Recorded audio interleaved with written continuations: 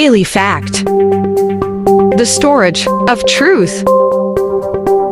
তাদের যে রিফর্মের জন্য যে আকাঙ্ক্ষা, যে তাদের ইচ্ছাগুলো তারা ব্যক্ত করেছে কিন্তু দেয়ালে দেয়ালে। এই ঢাকার শহরের ছেলেমেয়েরা, সারা বাংলাদেশের ছেলেমেয়েরা, আপনি যেখানেই যান ঢাকা শহর মানে সারা দেশের দেয়াল কিন্তু কখনো এত বেশি মানে কালারফুল ছিল না। তো এই জিনিসগুলো আমরা আমরা অনুরোধ করবো যে পিপল কি চায় সেটা কিন্তু ওভারলুক করা হচ্ছে এবং এখানে রিফর্মের প্রশ্নটা আসছে। আমি কয়েকটা কথা বলবো যেহেতু সময় খুব কম। প্রথম কথা হচ্ছে 2024 জানুয়ারির আগে নিরপেক্ষ সরকারের অধীনে নির্বাচনের দাবিতে আন্দোলন ছিল দলগুলোর, আমরা এটা সমর্থন করেছি এবং আমরা মনে করেছি তখন ইলেকশন আদায় করাটা ওয়াজ ডেমোক্রেসি। কিন্তু এখন, এবং এটা ঠিক, তখন এটা ডেমোক্রেসি ছিল, মানে পার্ট অফ ডেমোক্রেসি, যদি আমরা ইলেকশনটা আদায় করতে পারতাম। কিন্তু এই গণ অভ্যুত্থানের পরে শুধুমাত্র ইলেকশন চাওয়া ইজ নট ডেমোক্রেসি।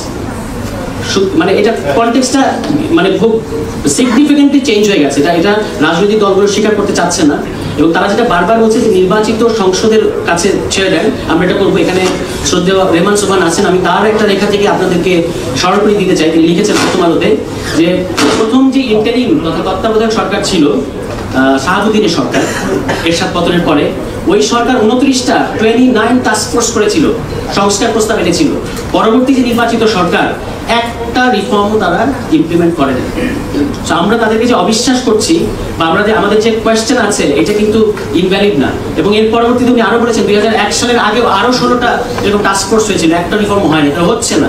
এবং সকালে উনি বলছিলেন এখানে বসে যে এগুলো রিফর্ম হয় না, তাহলে হয় না কেন এইটা আমাদেরকে ভাবতে হবে। এবং এইখানে আমি শুধুমাত্র মানে পোলাইটলি আমি রাজনৈতিক দলগুলোর সদিচ্ছার উপর ব্যাপারটাকে ছাড়তে চাই। স্পেশালি কনস্টিটিউশনের ক্ষেত্রে নির্বাচিত সংসদ, ধরা যাক বিএনপি, ধরে নেওয়া হচ্ছে প্রায় ডিফেক্ট, ধরে নেওয়া হচ্ছে তারাই ক্ষমতায় যাবে, জনগণ ভোট দেবে, ঠিক আছে। যদি আমি মনে করি এবারের ইলেকশনে শ্রীলঙ্কার মতো ঘটনাও ঘটতে পারে, ভোটার তো একেবারে সুইং, মানে এইবারের ইলেকশনের কনটেক্সট খুবই আলাদা। মানে নতুন দল যদি ঠিকমতো আসতে পারে, কি ঘটবে, শ্রীলঙ্কার মতো কিছু ঘটবে কিনা আমরা এখনো জানি না। তবু ধরে নিলাম তর্কের খাতিরে যে বিএনপি মানে লাইকলি আসতে যাচ্ছে, তাদের 62টা সংস্কার প্রস্তাব আছে, তারা এটা সংসদে গিয়ে করতে চায়, আমরা অ্যাপ্রিসিয়েট করি। অন্য কোনো দল যখন 2/3 দিয়ে সংসদে যাবে, তারা ওই 62টা সংস্কার প্রস্তাব বাতিল করে দিতে পারবে। দ্যাটস দ্য প্রবলেম অফ, আপনি যদি পার্লামেন্টে গিয়ে যখন এই রিফর্মের কথা বলা হয়, কনস্টিটিউশন রিফর্মের কথা বলা হয়, এটা হচ্ছে তার প্রবলেম যে আপনার কাছে 2/3 থাকলে ইউ ক্যান ডু এনিথিং। এবং এই 2/3 আসলে লেস দেন 40% ভোট, টোটাল ভোটারেরও 40% না, যারা ভোট দিচ্ছে তাদের মধ্যে থেকে যারা 40%। আপনি বাংলাদেশ ইলেকশন দেখেন, 40%-এর বেশি কিন্তু কেউ কখনো ভোট পায় নাই, মানে খুব কম। এরকম এত কম মেজরিটি নিয়ে, এত কম কনসেনসাস নিয়ে আপনি বাংলাদেশের কনস্টিটিউশনের ক্যারেক্টার বদলে দিয়েছে তারা বারবার, একবার তত্ত্বাবধায়ক সরকার ব্যবস্থা আনে আবার বাদ দেয়, ইত্যাদি ইত্যাদি। এই কারণে আমরা বলেছি যে এই যে এখানে আমি অ্যাপ্রিসিয়েট করি মিস্টার হাসানকে, উনি বলেছেন যে ইরিভার্সিবিলিটি অফ রিফর্ম।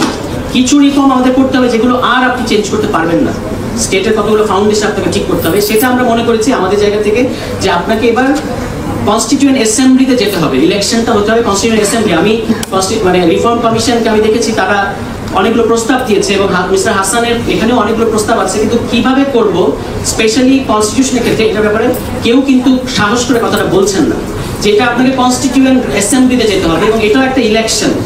তো আমি রাজনৈতিক দলগুলোকে বারবারই প্রশ্ন করি, আপনারা যে ভোটের মধ্য দিয়ে ক্ষমতায় যাবেন, আপনারা ধরে নিচ্ছেন সংসদে যাবেন, তো আপনারা কেন কনস্টিটিউয়েন্ট অ্যাসেম্বলির কথাটা মানে এটাকে ফেস করতে চাচ্ছেন না কেন? এটাও তো একটা ইলেকশন।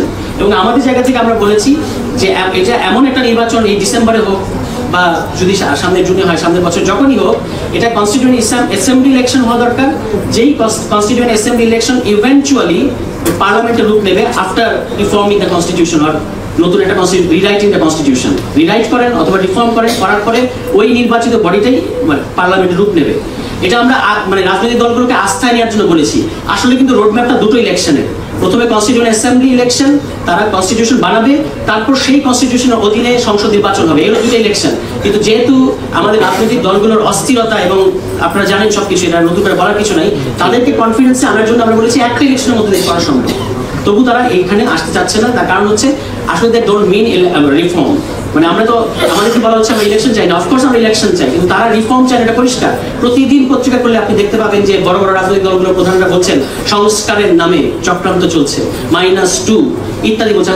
যখন -2 তারা বলে, কত বড় মুশকিল তারা করে আপনি খেয়াল করেন। তারা দেখাতে যায় যে আওয়ামী লীগ হচ্ছে ভিকটিম, -2 মানে আওয়ামী লীগকে ইতিমধ্যে মাইনাস করা হয়েছে, তার মানে আওয়ামী লীগ হচ্ছে victim of the situation. Is it? এটা তো না।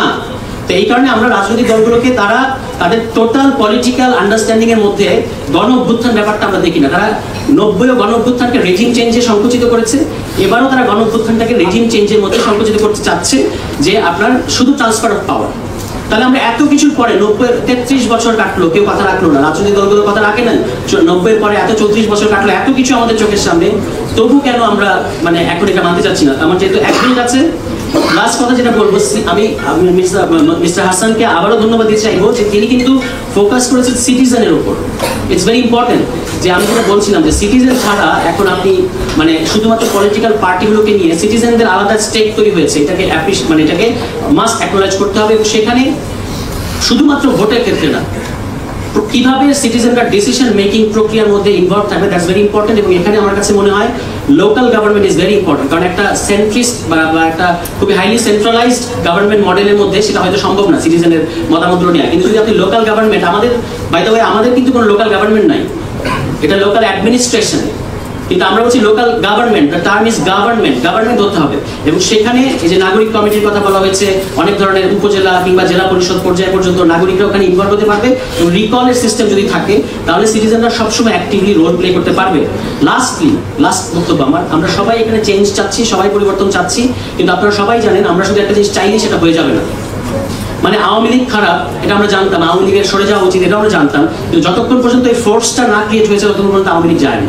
আজকেও যখন আমরা চেঞ্জ চাচ্ছি তখন এই চেঞ্জের ডিফেন্ডার কারা, হিস্টোরিক ব্লক, যেটা মানে গ্রামসি বলেছেন যে হিস্টোরিক ব্লক কারা, from civil society to media to political parties to people to citizen, এই যে একটা লম্বা নেটওয়ার্ক। এবং মানে আওয়ামী লীগের কিন্তু একটা নেটওয়ার্ক ছিল, তার অলিগার্কস ছিল, তার পক্ষের মিডিয়া ছিল, তার কালচারাল ইন্ডাস্ট্রি ছিল, তার সে নিজে ছিল, তার অ্যাডমিনিস্ট্রেশন ছিল, তারা একটা কিন্তু হিস্টোরিক ব্লক ছিল, সেটা আমাদের পক্ষে আসে নাই, but they are historic block আজকে।